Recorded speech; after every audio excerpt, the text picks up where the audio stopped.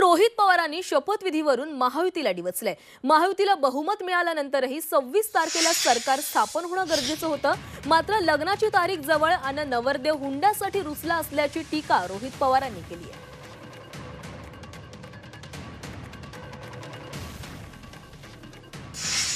5 तारीख कुठं आता फायनल आहे, उद्या पुढेही जाऊ शकते। त्यामुळे 222 पेक्षा जास्त आमदार तुमचे निवडून आल्यानंतर सुद्धा तुम्हाला हे ठरवता येत नाही की मुख्यमंत्री कोण राहणार। याच्यावर एक गोष्ट सिद्ध होती की लाडक्या खुर्चीसाठी या सगळ्या गोष्टी केलेल्या आहेत आणि ही गोष्ट योग्य नाही। इथं असणारे लोक वाट बघत आहेत की कधी सरकार स्थापन होईल आणि दिलेले आश्वासनं त्या ठिकाणी पूर्ण होतील।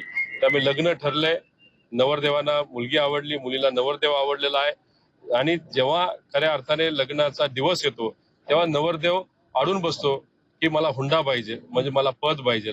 असं कुठेतरी या सरकारची परिस्थिती झालेली आहे।